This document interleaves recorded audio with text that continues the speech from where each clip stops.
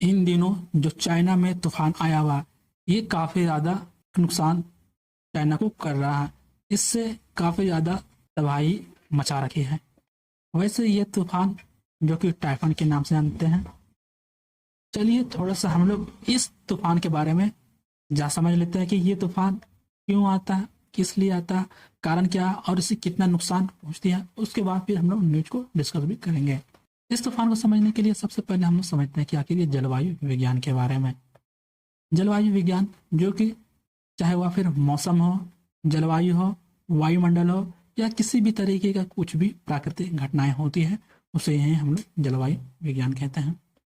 जहाँ से इसके काफ़ी सारे प्रकार भी होते हैं, चाहे वह फिर मौसम हो, जलवायु हो, वायुमंडलीय परिसंचरण हो या फिर मानसून, चक्रवात या जलवायु परिवर्तन देखने को मिलता है। ये सब काफ़ी सारे इसके प्रकार हो जाते हैं। और जो या मौसम चेंजिंग होती है, इसका अनुमान तो हम लोग 2-4 दिन में, घंटों में या फिर महीनों में लगा सकते हैं। जबकि जलवायु परिवर्तन होती है, इसका अनुमान हम लोग लगभग 30 सालों में लगा सकते हैं। जो ये चक्रवात आई हुई हैं, इसके भी प्रकार होती हैं, जहाँ से उष्ण कटिबंधीय चक्रवात होती है, शीतोष्ण चक्रवात, ध्रुवीय चक्रवात, ये इसके तरीके के ये प्रकार हो। जो उष्ण कटिबंधीय जो चक्रवात आती है, ये तूफान एक ही है, लेकिन कई क्षेत्रों में इसके नाम अलग अलग देखा गया है महासागर के हिसाब से। जैसे उत्तरी पश्चिम प्रशांत यानी प्रशांत महासागर में इसे टाइफन के नाम से जाना जाता है। वहीं पूर्वी यानी अंटार्कटिक महासागर तरफ से पूरी टाइम के नाम से जाना जाता है। वहीं जो हिंद महासागर है दक्षिणी प्रशांत में, इसको हम लोग साइक्लोन के नाम से जानते हैं। और जो ये प्रशांत महासागर में आया हुआ है ये टाइफन तूफान। आखिर ये टाइफन क्या है, अब थोड़ा सा हम लोग समझते हैं। टाइफन उत्तरी पश्चिम जो प्रशांत महासागर है में बनने वाले उष्ण कटिबंधीय है, और ये जो तूफान आती है सिर्फ प्रशांत महासागर में ही आती है। आखिर ये टाइफन नाम किससे पड़ा है? जहाँ चीनी लोग इसे टाइफन यानी बड़ी हवा के नाम से बोला गया, वहीं अरबी लोग इसे तूफान यानी भयंकर तूफान के नाम से, यूनानी लोग इसे टाइफन बोला, जो कि पौराणिक राक्षस एक तरह से बोला। आज इसे टाइफन ही दिया गया, जो कि शब्द का उपयोग उत्तरी पश्चिमी यानी प्रशांत महासागर में होने वाले चक्रवात के लिए ये होता है। आखिर ये टाइफन क्यों बनता है और कैसे बनता है, अब समझे। जहाँ समुद्र का पानी जो होता है, वहाँ की सूर्य की रोशनी जो पड़ती है, जिससे जलवाष्प बनने लग जाती है पानी गर्म होने के कारण, जहाँ से एक तरह का निम्न दाब बनता है और चारों ओर से हवा आती है कोर्सलेस, जिससे इफेक्ट पहुंचती है और हवा घूमने लग जाती है। और ये हवा क्यों घूमती है? वैसे पृथ्वी जो होती है भाई, वो अपने आप में ये घूमती रहती है, जिस कारण से हवा आती है। अगर पृथ्वी नहीं घूमती तो हवा सीधे ही जाती है। पृथ्वी घूमने के कारण से ही ये हवा पूरा चारों तरफ से ये राउंडिंग करती है, और वही यह जब समुद्र में पड़ती है तो हवा पूरा चारों तरफ गर्म करने लग जाती है, उस पानी को धीरे धीरे खूब ज्यादा तेज होने लग जाती है, और इससे ही तूफान बनने लग जाते हैं। जब पानी ज्यादा गर्म होने के कारण से ही टाइफन नदी में, तालाब में क्यों नहीं बनती? आखिर ये समुद्र में ही क्यों बनती है? इसके भी कारण होते हैं। जहां पर आप देखोगे कि खूब बड़ा वाला क्षेत्र है, वहाँ तो छोटा एरिया, तो उसमें तो कुछ पता ही नहीं चलता, लेकिन ये बड़ा जो समुद्र होते हैं, महासागर, इससे लगातार ऊर्जा मिलती रहती है वहां पे, जिस कारण से काफी ज्यादा समुद्र गर्म हो जाती है, जलवाष्प बढ़ने जाती है, और भूमि पर पहुंचते ही ऊर्जा जो आती है उसकी कम हो जाती है, जिससे इस तरीके का टाइफन चक्रवात धीरे धीरे बनने लग जाती है। लेकिन जब ये तूफान आती है तो इससे काफी ज्यादा नुकसान देखने को मिलती है। बहुत ही ज्यादा तेज हवा आने लग जाती है, जिससे कि भारी वर्षा भी काफी ज्यादा होती है। वहीं कम वायु दाब में देखोगे तो ऊंची समुद्री पर लहरें भी आने लग जाती है, जिस कारण से बाढ़ भी आ सकती है तटीय वाले क्षेत्र में। पेड़ पौधों को भी इससे काफी ज्यादा नुकसान होते हैं, जितने भी बिजली तार होते हैं, पोल वगैरह, हर चीज को काफी ज्यादा इससे नुकसान देखने को मिलती है। वहीं पे टाइफन आखिर ये जो प्रशांत महासागर होती है उसके किस किस इलाके में आखिर ये आते हैं।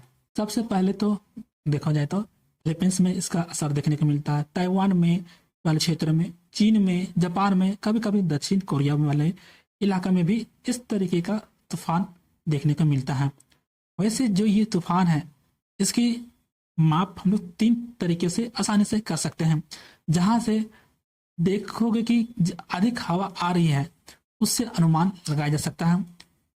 केंद्रीय वायु दाब में अधिक शक्तिशाली से या फिर स्टॉर्म सेल से भी हम आसानी से इसका पता लगा सकते हैं। इन तरीकों से तो पता चलती है कि हाँ अब तूफान आने वाला है, जिससे कि टाइफन से भी काफी ज्यादा नुकसान देखने को मिलती हैं।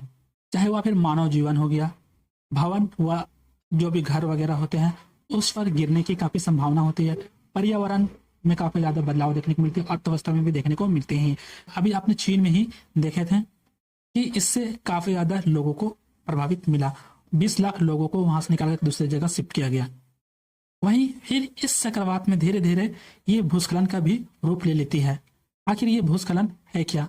जहां पर पानी भारी मात्रा में पड़ने लग जाती है, जिस कारण से जो ये पहाड़ी वाले इलाके होते हैं, चाहे वह फिर मिट्टी से जितने भी होते हैं, वहां जब ये पड़ते हैं पानी तो काफी ज्यादा उसको नुकसान पहुंचाती है, जिससे कि वह मिट्टी नीचे की ओर गिरती है। और ये नीचे जब मिट्टी गिरती है तो पूरा चारों तरफ ये फैल जाती है। और ये जो भूस्खलन सबसे अधिक आती है ये पहाड़ी वाले क्षेत्रों में देखने को ज्यादा मिलती है, ढलानदार इलाके में जहां मिट्टी ढीली पड़ जाती है, और इससे काफी ज्यादा नुकसान भी देखने को मिलता है, खास करके कृषि वाले क्षेत्र में, जिससे कि काफी ज्यादा वहां की फसलें बर्बाद हो जाती है। तेज हवाओं के कारण काफी ज्यादा फसल, जो भी पेड़ पौधे होते हैं वो खत्म हो जाते हैं, गिर जाते हैं। समुद्र का पानी जो भी होता है वह खेतों में चला आता है, जिससे मिट्टी की लवणता भी काफी ज्यादा इससे खराब हो जाती है, जहाँ कृषि का उत्पादन भी काफी ज्यादा कम हो जाती है। वहीं इस पर काफी ज्यादा जो भी वहां के आसपास के समुद्र में होते हैं वहां पर बंदरगाहों पर भी काफी ज्यादा प्रभाव देखने को मिलता है। जहाँ चाहे जहाज हो गया, वहां आने जाने का रास्ता होता है, वहां काफी ज्यादा सब चीज ठप पड़ जाता है, कोई भी चीज आगे नहीं जा पाता है। वहीं जितने भी यहाँ से बिजनेसेस चलते हैं, आना जाना जो भी सामान मंगवाते हैं और ले जाया जाता है, वो उस पर भी काफी ज्यादा प्रभावित करता है। हर चीज वहां पर देखने को मिल जाता है नुकसान।